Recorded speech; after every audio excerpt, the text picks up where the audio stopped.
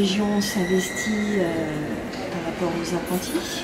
Nous avons plus de 19 000 apprentis en région Midi-Pyrénées. L'apprentissage, c'est un partage de notre savoir-faire, un partage de nos valeurs professionnelles. Oui, c'est un vrai investissement, un véritable investissement du tuteur, mais aussi de l'apprenti. À partir du moment où l'apprenti a trouvé sa voie, ce métier, il va le découvrir grâce à l'apprentissage. Moi, je crois beaucoup à l'apprentissage, d'autant qu'aujourd'hui, on peut faire des études supérieures grâce à l'apprentissage.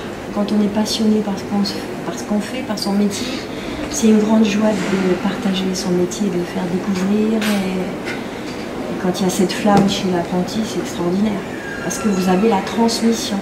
Pourquoi un apprenti? Tout simplement, ça fait plus de 14 ans ou 15 ans même que je suis dans l'entreprise SNCF et j'avais envie de faire partager un petit peu mes connaissances théoriques et mes connaissances pratiques sur des jeunes embauchés dans notre entreprise et les amener à un niveau de théorie et de pratique qui peut correspondre à ce qu'on demande au sein de nos postes d'aiguillage. L'objectif, nous, de notre côté, c'est d'amener ces jeunes dans l'entreprise et les intégrer au mieux pour qu'au bout de leur fin de mission d'apprenti, ils puissent tenir des postes d'aiguilleur d'agent circulation.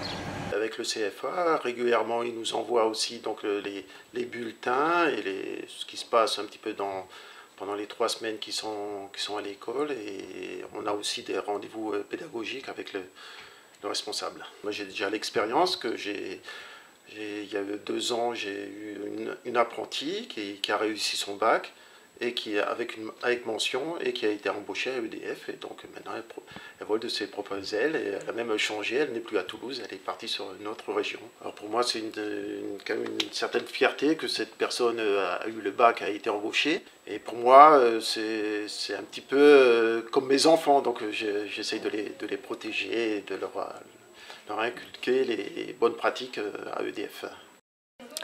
J'ai choisi l'apprentissage parce que c'est une manière d'avoir déjà une première expérience professionnelle.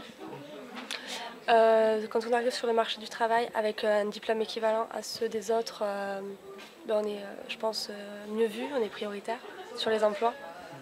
C'est une chance. Faire cette formation, ça m'a permis de prendre mon indépendance. Ensuite, d'acquérir une certaine maturité, parce que je sortais du lycée, j'étais encore une simple lycéenne. Et là, maintenant, je suis une jeune femme dans la vie active. L'apprentissage, c'est surtout 15 jours.